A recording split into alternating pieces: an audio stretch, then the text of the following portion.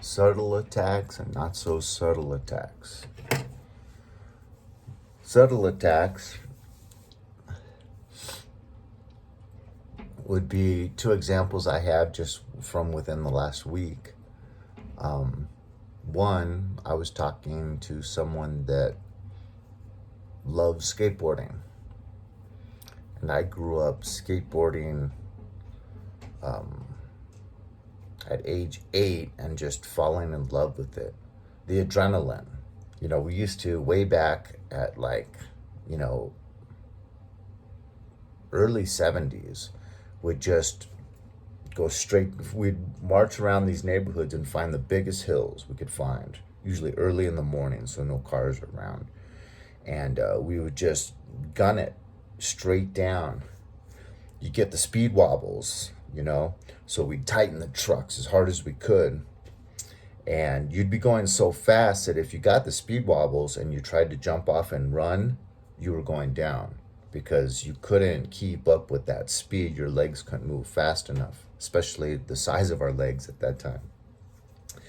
I cracked the crystal on two nice watches. We used to be into Seikos.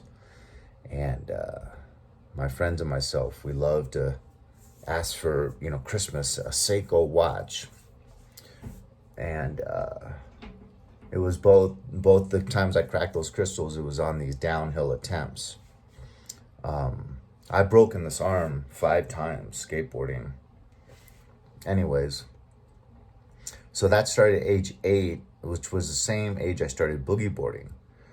So surfing had a bit of a delay because it wasn't until I was age 12 that I bought my first surfboard, a Wilkin, for $5 off Joe Joesting. Off of this guy named Mo.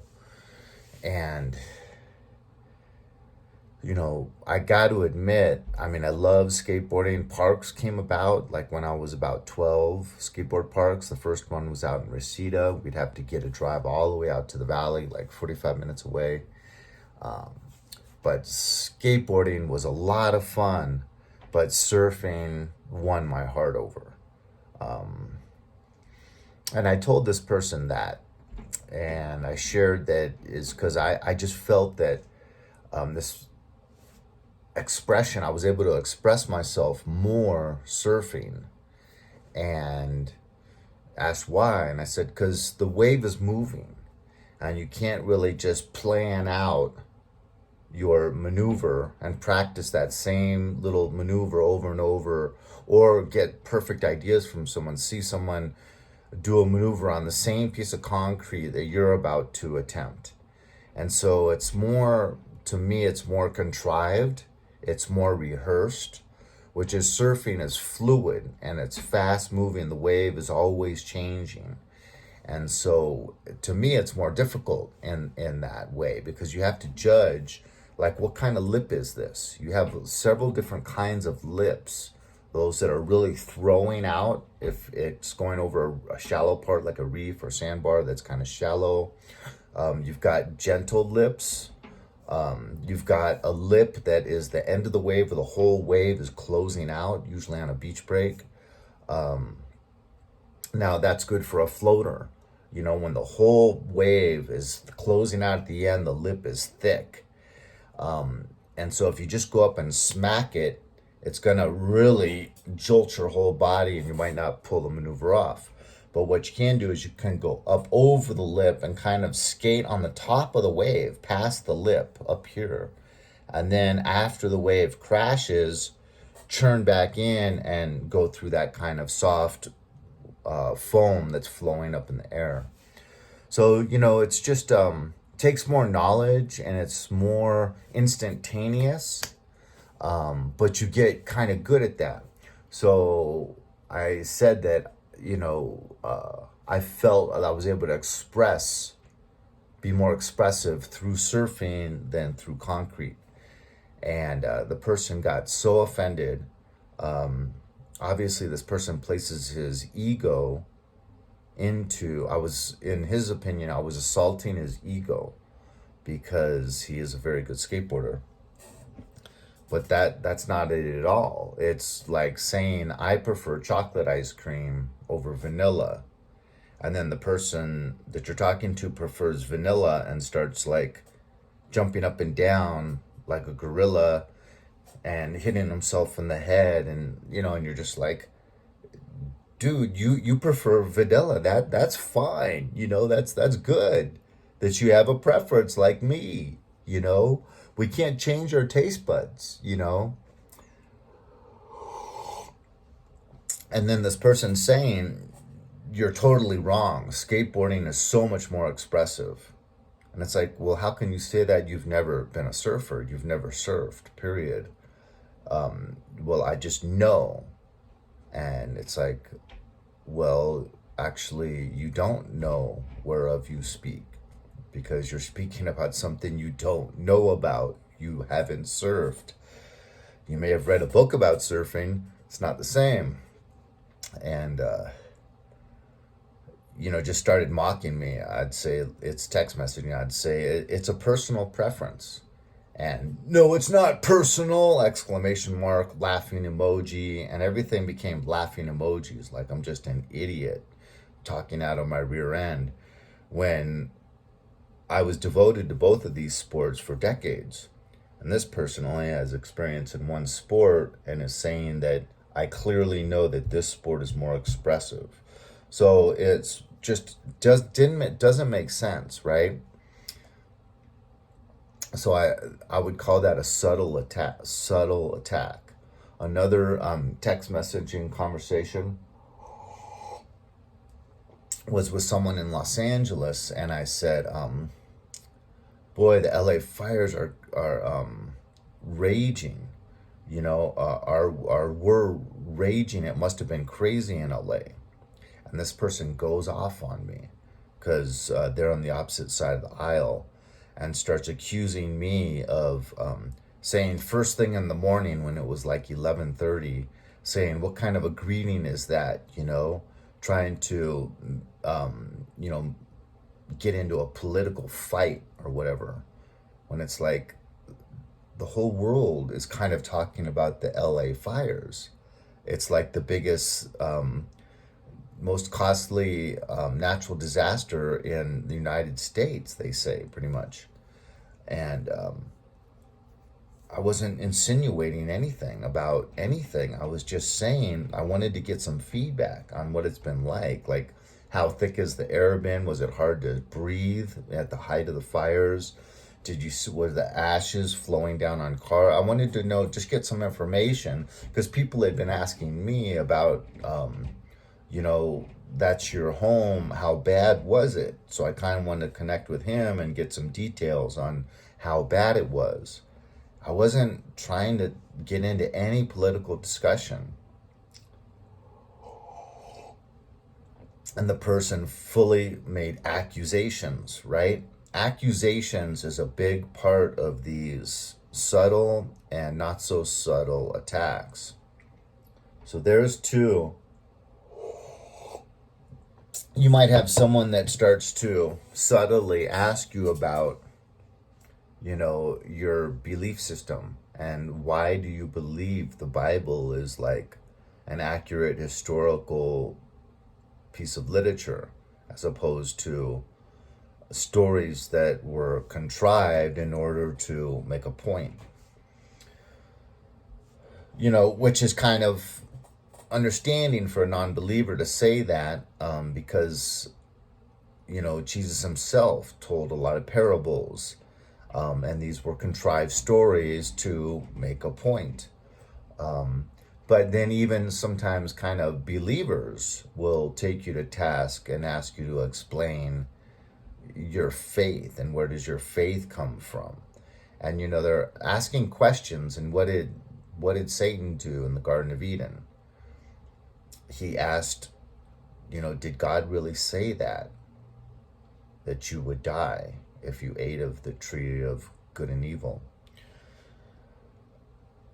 Satan also, when Jesus is 40 days in the desert fasting, Jesus asks him, questions that also are supposed to put doubt in the recipient's mind.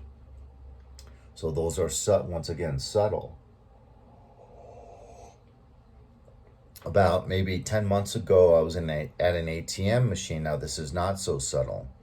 And, you know, you have what's called like a vestibule, and that's where the ATM machine is. So you have a door to the outside, and then you have another door into the bank, but you're in this little kind of cubby hole, this little room where the ATM machine is in.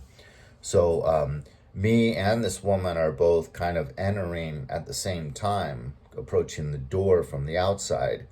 And she's a female, and I try to be a gentleman. So I stop and let her go in first. So she approaches the ATM. I walk over as far as I can because, people want privacy and they don't want to feel threatened in any way, especially if they're getting a large sum of money, and she's a female. So I back as far as I can all the way up to the glass wall. So here's one door, here's the ATM machine, and I back up to the glass wall. And she starts fiddling through her purse and looking at me nervously, And so I'm like, okay, this isn't going well.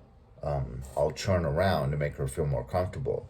So I totally turn around with like my face almost right by the glass, and I start playing with my phone. So like 2 or 3 minutes go by, and I'm, periodically making sure she's still there. She's still there. And then I'm like, well, she should know I'm not a threat by now. I'm not sizing her up. I'm not eyeballing her or, nothing. And it's been kind of a long time, like at least a minute or two before I turned around. Now, like 3 minutes, I've been playing with my phone. So I'm like getting kind of tired of this. So I turn around, put my phone in my pocket, turn around. I'm still not looking at her, but she just keeps fumbling in her purse. She hasn't even put her card to the machine yet or anything. Still looking at me very like with a mean look on her face, looking me up and down and looking me up and down and stuff. And I haven't done anything. So once again, clearly this person wants a confrontation. And then, I should have just stepped outside the room. But she was taking so long, and I've been waiting so patiently. I mean, we're talking 7 or 8 minutes at this point, that I said, would you like me to go first? Because she's looking right at me. Now she's like turning towards me and looking right at me. And I said, would you like me to go first?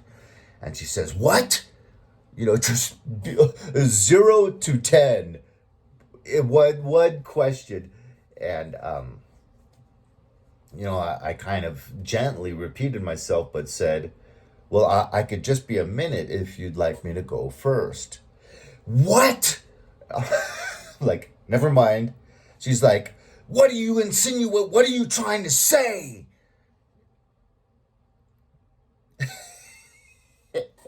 And then she started saying other stuff like, I'm trying to handle my business and you're confronting me.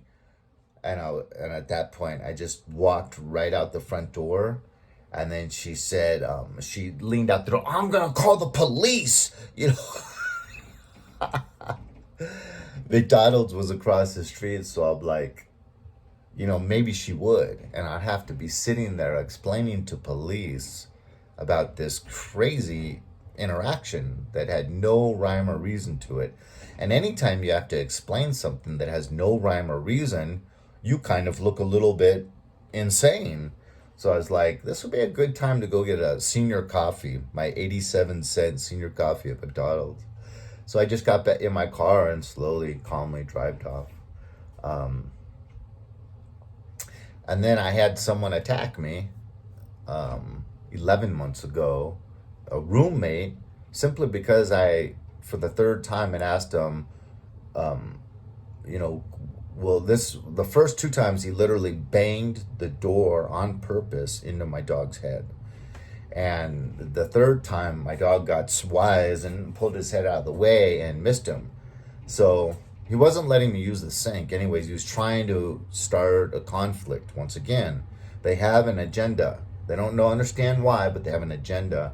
So he tried to, every time I came home from work with a big pizza, cheese pizza, Little Caesars, $9.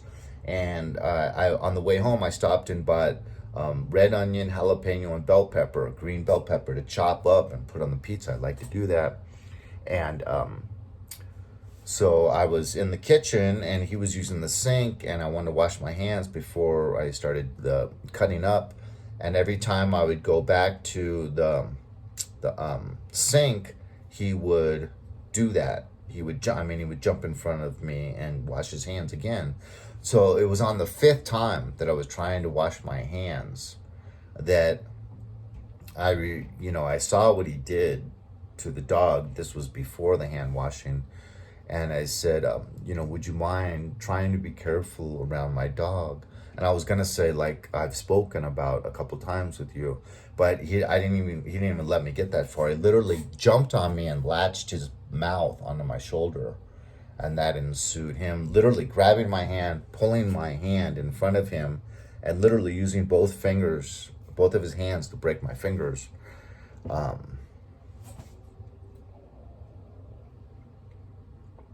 So that's a confrontational attack.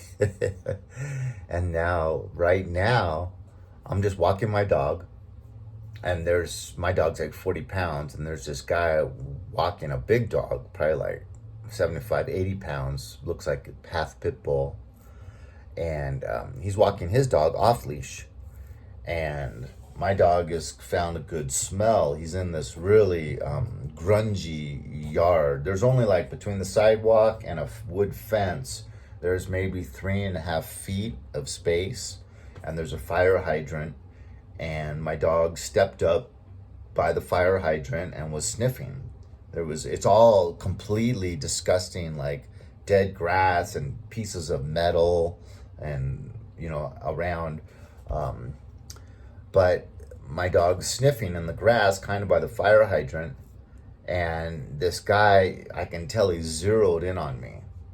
And then he stops like 10 feet away and tells his dog to stop, and he just kind of looks like he's irritated with me, and he's just staring me down. So I put a little bit of a smile on my face. I don't bother to say hi because I can tell his body language in his face. He just is angry and wants a confrontation. So I'm just kind of ignoring him, put a little smile on my face, watching my dog. And then right as he starts to walk closer, he was like maybe 8 feet away. Right as he starts to walk again, he starts to tell me, why don't you have a little respect? And I look at him, I just keep smiling and look away. And he's like, that's right, I'm talking to you. And I'm like, yeah, I hear you. And just keep looking at my dog. And he takes like 1 or 2 steps closer, and he's like, well, I said, why don't you have some respect? And I'm like, just kind of ignore him again. And he's like, this is someone's front yard. Why don't you get your dog off of his front yard? And I just kind of ignore him again. He takes a couple steps closer and says, you are an extremely rude and disrespectful person. Get your dog off of that front lawn. And I said, I'm sorry, I don't take orders from strangers. And he was like, I'm not ordering you. And I felt like correcting him. Was like, yeah, you are. But I didn't respond. And he was like, will you please tell me how you became such a rude, disrespectful person? I said, I'm not going to get angry. I'm full of the Holy Spirit. I don't get angry. And then he took a couple steps closer, and he was like, and then at this point, his dog walks on the lawn to meet my dog. And my dog turns around. They start sniffing each other. So now he's yelling at me for some crime that his dog is clearly doing right in front of him and me. And, I didn't want to address that. I just wanted to avoid this person and get out of that situation as quickly as possible.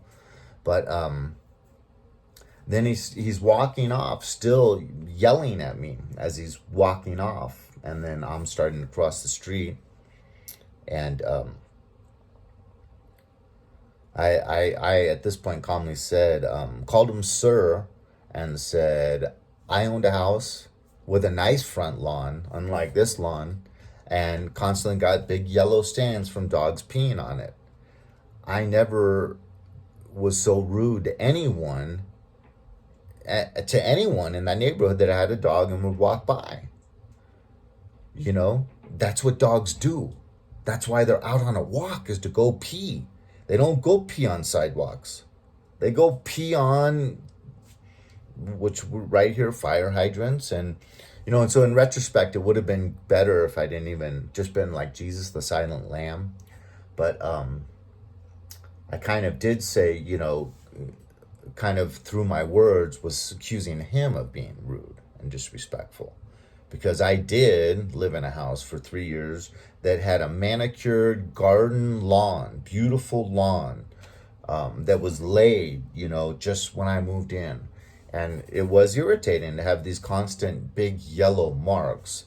And it was so big and so yellow that I think the neighbors that were always attacking me several times a week were coming over with bleach in the middle of the night and pouring bleach on. But still, I never said one rude word to one single person. And I'd even see people with their dogs, big golden retriever was the main one, walk right on my lawn and go pee out my window. I didn't open the door. I didn't go out there and yell at them or anything. So there you have it. You have people that are being influenced. When this guy confronted me, I was praying the rosary. He didn't see it because it was cold out and my hand was in my pocket with the rosary, and I'm praying the rosary. That's what was the impetus of this situation. This individual either has a fully embedded evil spirit, or he was whispered in the ear. Doesn't really make a difference, but that's part of carrying your cross, and you will have to be subjected to that. There you have it. Leave a comment, let me know, share some of your experiences that you've been subjected to that literally make no sense. But they can be really subtle, like where a fellow believer is kind of questioning you, and through questions, people can cause doubt, right? And so that's their agenda, is to see if they can cause a little bit of doubt and dim that light that that emanates from you. And to call on the question, how pious are you truly?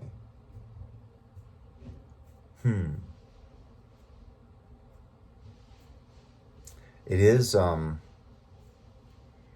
a difficult path to walk when you've always got people attacking you, either subtly or not so subtly. And then, you'll lose almost all your friends and family usually, be called a Bible thumper and whatever else. But the consolation you get when you're permitting yourself to be subjected to all of this, and you stay on the path and you stay true to the embodiment of truth, right? God bless.